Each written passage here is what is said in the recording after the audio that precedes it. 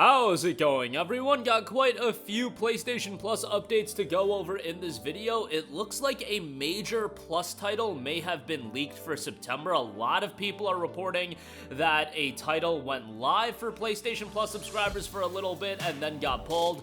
And honestly, this game, while it would be a major addition, makes all the sense in the world to me to be a title to be added in September. We'll talk about that. On top of that, bit of an update on Harry Potter Quidditch Champions, which will be a PlayStation Plus Essential title day one. And if you guys are unaware, a pretty notable game will be a Plus Extra day one title. I say notable in the scale of PS Plus Extra offerings. It's not a AAA game, but it is a game that I think looks quite good. We'll talk all about that at the end of this video. But right off the top, a lot of users are reporting that Final Fantasy XVI was available for a little bit on PlayStation Plus. A lot of users also said that the game was launchable for a while, downloadable, launchable, so on and so forth.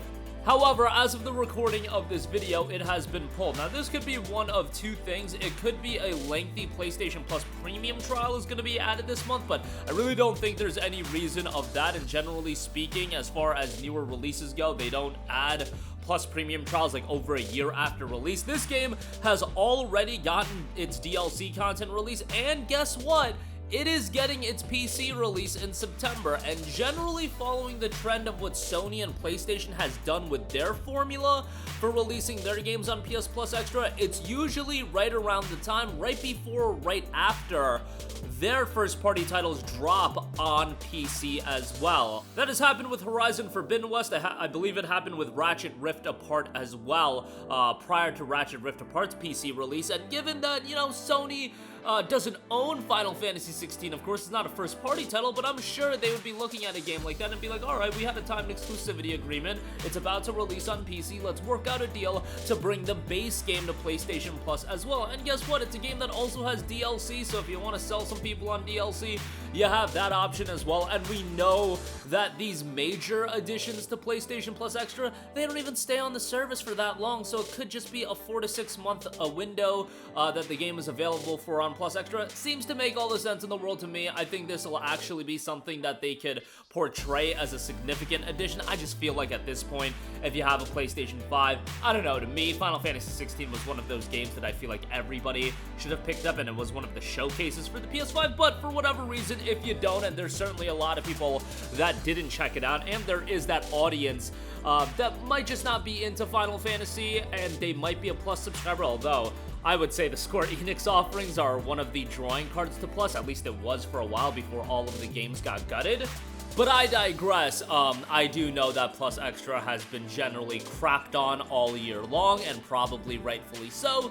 But with the addition of Final Fantasy 16, I mean, that's a notable enough game where I think people are going to be like, alright, that's a pretty good headlining game. Now, what's the rest of the month's offering? Now, September does have a pretty notable day one title that we'll get to in a little bit, but I think FF16 would be something a lot of people would get excited for. Alright, moving on from that, Harry Potter Quidditch Champions has gotten its official launch gameplay walkthrough trailer, and to me, just, you know, reading the tea leaves and, you know, assessing and gauging the interest level of this game, don't feel like that interest is really there, which is something that's gonna be a little bit concerning for the longevity of the game. However, that is something that with a game like this, a multiplayer title, that it does have a multiplayer focus, you know, that is something that it could easily pop off on day of release, and then it can snowball from there as long as it's a quality game. Now, the gameplay overview trailer gives us a little bit of insight as far as what to expect.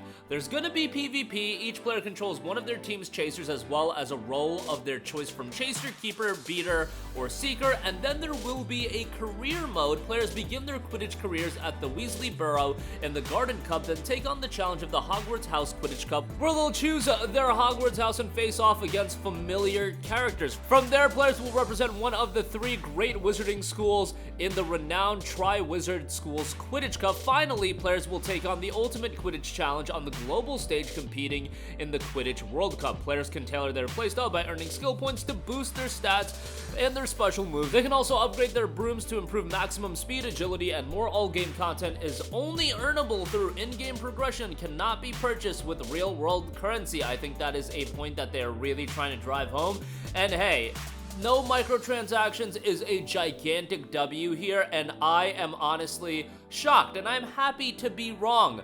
Warner Brothers, David Zaslav, they have been pretty open with their thoughts on the future of monetizing games, and for a while it did very much seem like they wanted to add a little bit of a live service and monetization layer to all of their game releases. And if they were adding that layer of monetization to a game like Suicide Squad, which was a $70 release, that didn't have as much of an emphasis on the multiplayer component, the fact that Harry Potter Quidditch Champions isn't going the route of having a very big emphasis on the microtransactions is honestly a little bit shocking to me. I don't know if that's a little bit of course correction and them assessing the market and seeing how MTXs are being perceived in a larger scale. Who knows what the deal is, but whatever it is, it's a gigantic W, and I will give Warner Brothers a ton of credit for that. Now, there is a Harry Potter Quidditch Champions Deluxe Edition, but that doesn't really include anything of note. It includes a Gryffindor house pack, a Hufflepuff house pack, Slytherin house pack, Ravenclaw house pack, and 2,000 gold, and that just looks like, you know, some cosmetics and whatnot. You know, nothing too major there. That is $39.99, but remember, the base game is going to be free with PlayStation Plus Essential, not Plus Extra, Essential on its release day of September the 3rd. And also, another game that'll be available on its release day on PlayStation Plus Extra, this is on Extra, the second tier of PS Plus, will be the Plucky Squire. Plucky Squire will be launching on September the 17th, and it looks like an incredibly artistic and charming action 3D platformer. Storybook characters discover a three-dimensional world outside the pages of their book and must jump between 2D and 3D realms to save their friends in this charming action adventure.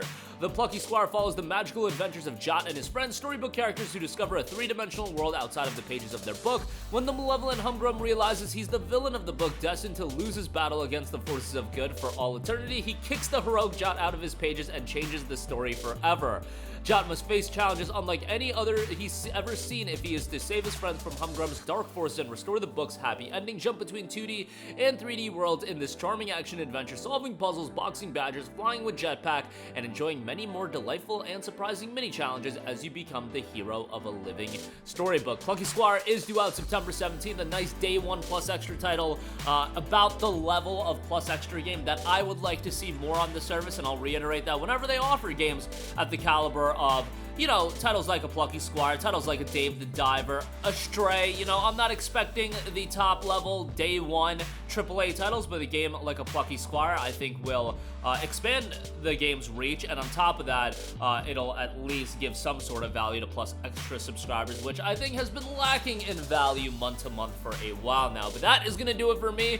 Again, a lot of updates here. Final Fantasy 16 not confirmed, but where there's smoke, there's sometimes fire, and FF16 to me does seem like a perfect game to be adding to PlayStation Plus Extra in the month of September, or maybe shortly thereafter. Harry Potter Quidditch Champions gets its official launch gameplay walkthrough trailer, and it's a game with no microtransactions. Even if the game doesn't pop off, I have to give them credit as far as that's concerned, because you know, this is the type of game that I would fully expect Warner Brothers to completely monetize and be a little bit disgusting with, to be perfectly honest. I'm not gonna lie. The Plucky Squire will be launching September 17th, and that'll be a Plus Extra Day 1 title. That's gonna do it for me. Sound off with all of your thoughts in the comments section down below. Thank you for watching, and goodbye. Hey guys, we hope you enjoyed the video, and if you did, make sure to hit the subscribe button, and if you're already subscribed, do us a favor and hit the bell icon. This way you'll be notified whenever we post a new video. That's the best way to keep up with all of our uploads, and we usually try to upload 2 videos a day. And with the bell icon hit, you'll be notified whenever we do upload a video. As always, thanks for watching.